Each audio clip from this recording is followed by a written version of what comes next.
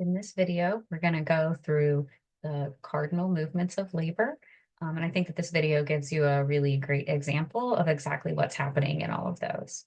So if you can remember, your cardinal movements of labor are what's going to help our fetus make its way all the way through the passageway and fit out in a way that all of the optimal dimensions of the fetus are passing through the narrowest part of the pelvis at any given time. So this is what helps our fetus make it through. Engagement is your first step, and that's usually happening in the weeks leading up to labor. And that's what we're talking about with fetal station, or when people say that the baby has dropped, that is engagement. So that means that it starts to come into the pelvis. We hope that at that point it's going to be head down, um, but that can also sometimes start up on its own as labor starts. As labor starts, contractions help it to have descent. So it'll start moving lower into the pelvis. And the hope is that as it descends lower into the pelvis, it actually engages more and has flexion. So we want it to flex its head or tuck its chin down. If you remember our slides where we talked about fetal head measurements and diameter, when we talked about attitude, that helps the fetal head diameter to get more narrow so that it'll fit through the pelvis if it's flexed. So what you're seeing right here is your descent and flexion is happening. And then right about here, we get to the fetal head being at the mid pelvis, and we have to start moving into that next cardinal movement.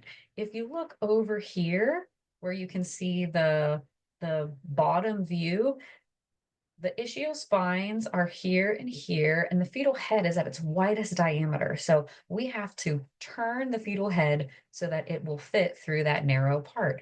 That's why it does internal rotation. I always remembered internal rotation as the first one because your fetus is still in the pelvis. So right about here, you're going to start seeing that internal rotation. So you see how that head turns, and then now the narrowest part of the fetal head is able to come through that pelvis. Once that head gets through that pelvis, you can start to see right there where it extends its chin up. So think of that like it's breaking the surface. It's coming up for air. Usually at this point, this is when we are crowning, and the head comes out and gets delivered. Extension is we are exiting the body. And that's your full extension right there.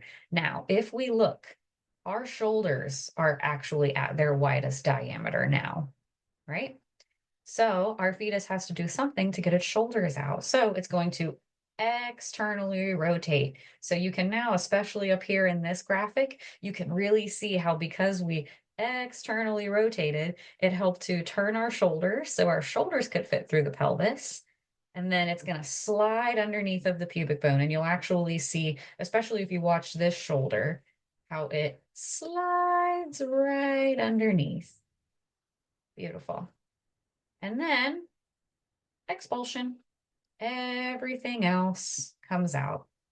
That part is usually pretty quick. So I always remembered expulsion as being last. I thought of it through the lens of you would get expelled from school and not be able to come back. So you would get expelled from the uterus.